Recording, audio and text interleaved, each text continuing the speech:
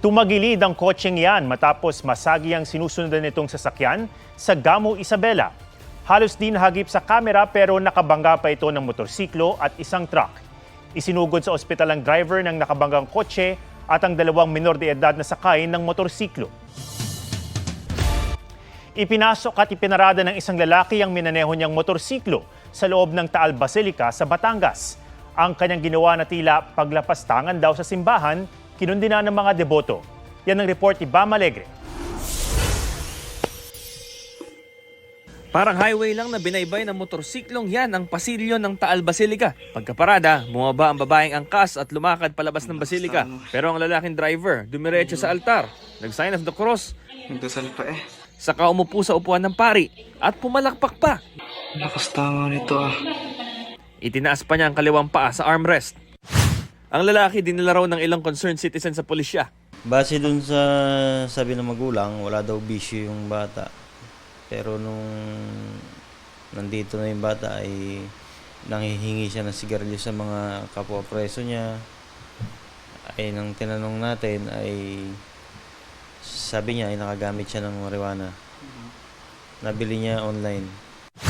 Ito ang harapan ng simbahan. Ganito lang kababa yung hagdan kaya madaling naiakyat yung motorsiklo. Nagkataon din na bukas yung pintuan kaya naituloy-tuloy hanggang sa may looban sa lugar ng altar.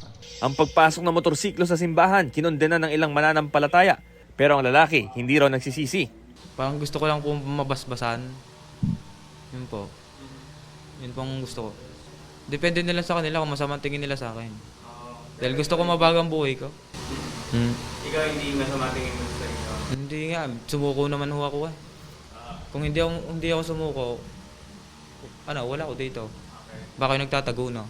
Kakasuhan siya ng paglabag sa Article 133 ng Revised Penal Code o offending the religious feelings. Sabi pa ng pulisya, ang babaeng angkas ng lalaki, nobya niya na hindi rin daw inakalang didiretso sila sa loob ng simbahan. Ang motorsiklo hiniram lang daw ng suspect at naibalik na raw sa may-ari. Sinisikap pa naming makuha ang pahayag ng pamunuan ng Taal Basilica kaugnay ng insidente.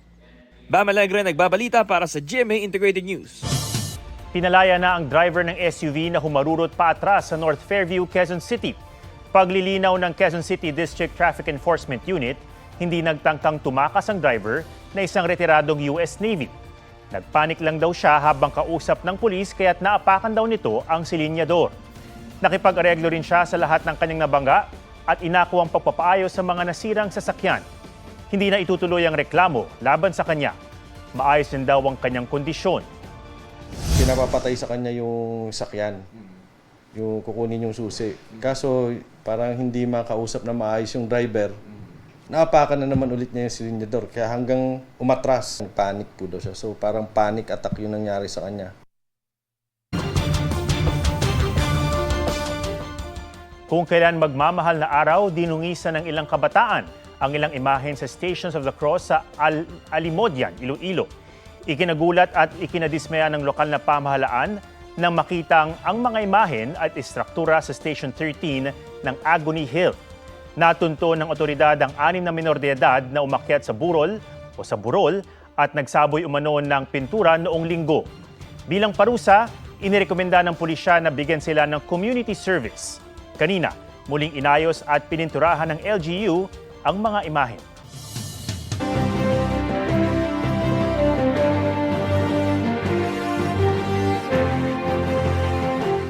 May paalala ang Civil Service Commission sa mga kawani ng gobyerno ngayong election period. Bawal ang pag-engage sa political activities kahit online. Sa inilabas na memorandum circular ng CSC, may tuturing daw na partisan political activity ang pag-like, comment, share, repost at follow sa mga account ng mga kandidato o partido. Lalo na kung nangihikayat ito na pumabor o kumontra sa tumatakbo. Alinsunod daw ito sa 1987 Constitution, Administrative Code of 1987, Omnibus Election Code at Local Government Code.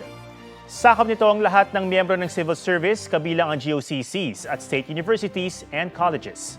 Gayon din ang career officers, uniformed at active members ng AFP at PNP at barangay officials. Sa first offense, posibleng masuspinde ng hanggang 6 na buwan. Sa second offense, pwedeng matanggal sa serbisyo. Nadagdagan pa ang mga kandidatong inisyuhan ng COMELEC ng show cause order dahil sa mga kontrobersyal na pahayag. Kabilang dyan ang isang gubernatorial candidate na ginawang biro ang pakikipagsiping. May report si Sandra Aguinaldo. Ang mga lalaki, maayo kayo. Kamu bang mga babae, maayo pa po o mas maayo pa mo sa mga lalaki? Ibinahagi ng COMELEC sa media ang video na ito na sinasabing kuha sa Bulawan Festival ng Davao de Oro noong March 8. Sa gitna ng pagtitipon na nataon ding International Women's Day, nagbitiw si Congressman Ruel Peter Gonzaga ng kontrobersyal na pahayag sa mga kababaihan. Mao na mga pangutana nga gikinahanglan tubagon ninyo. Ngano man moingon dayon mo, kaming mga babae equal me sa mga lalaki.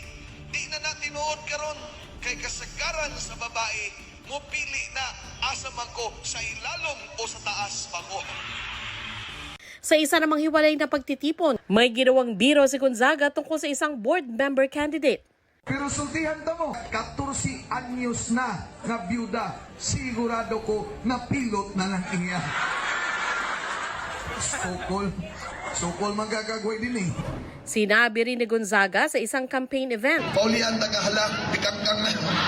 Dahil sa mga pahayag na yan, pinagpapaliwanag siya sa loob ng 3 araw kung bakit hindi siya dapat sampahan ng election offense o petition for disqualification. Sabi ng COMELEC Task Force SAFE, posibleng paglabag ang 3 pahayag sa resolusyon ng Komisyon Laban sa Diskriminasyon at kaugnay sa Fair Campaigning Guidelines. Partikular dyan ang provision sa discrimination against women at gender-based harassment. Hinihingan namin ng reaksyon si Gonzaga pero wala pa siyang tugon. Ang isa pang inisyuhan ng show cause order na si Attorney Christian Sia dahil sa biro nito sa mga solo parent. Minsan sa isang taon, ang mga solo parent na babae na nireregla pa, pwedeng sumiping ho sa akin. Iginiit na hindi nakadiscriminate o nakaharas ng babaeng solo parents ang payag niya. Bahagi yan ng paliwanag niyang inilabas ng COMELEC. Hindi rin daw nawalan ang solo parents ng fundamental human rights at freedom nila. Maari raw magaspang ang dating ng pagsasalita niya pero bahagi raw ito ng kanyang freedom of speech. Pag-aaralan daw ng COMELEC ang paliwanag ni Sia na inisyuhan ng isa pang show cause order para naman sa payag niyang hindi siya manyak kaya may staff na hindi payat. Binanggit din niyang may tauhan siyang 59 years old na. Wala pang payag si Sia tungkol sa ikalawang show cause order.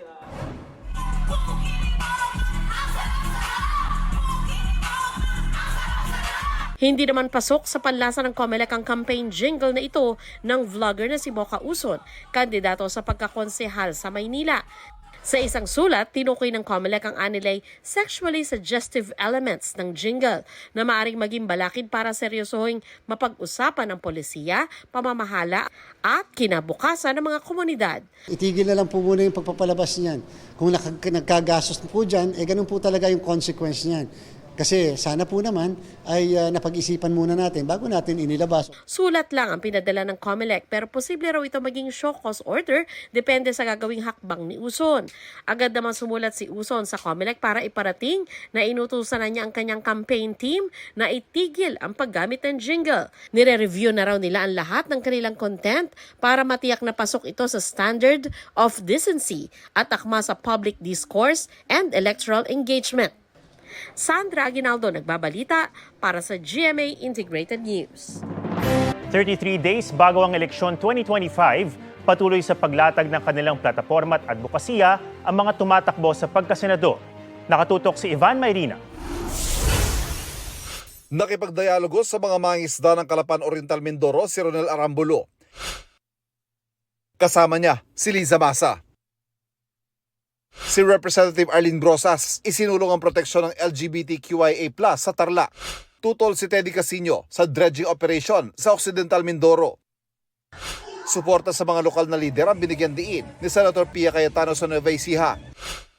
Reforma sa K-12 system ang isinusulong ni David D'Angelo. Pagpapalakas sa mga korte laban sa korupsyon ang nais ni Attorney Angelo de Alban. Lumahok sa isang prayer vigil sina Mimi Doringo at Amira Lidasan sa Bugsok, Palawan. Pagtuldok sa political dynasties ang tinalakay ni Lok Espiritu. Pantay-pantay na sahod at reforma sa lupa ang ilan sa binigyan diin ni Modi Floranda, Jerome Adonis. at Danilo Ramos sa Oriental Mindoro.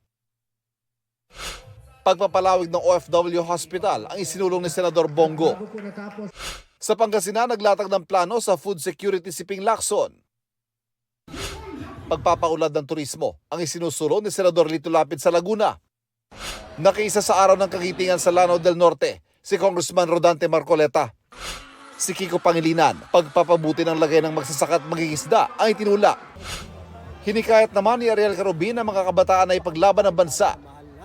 Nangampanya naman sa Nabotas at Malabon si Willie Revillame.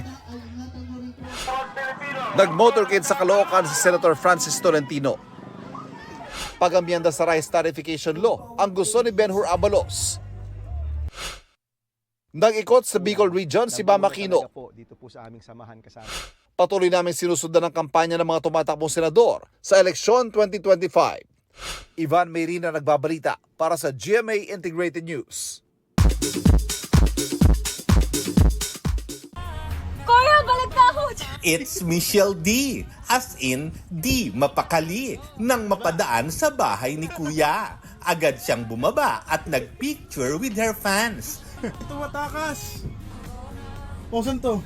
Pati si Kuyang Ryder, nilapitan ni Michelle na di tumanggi sa pakikiselfie.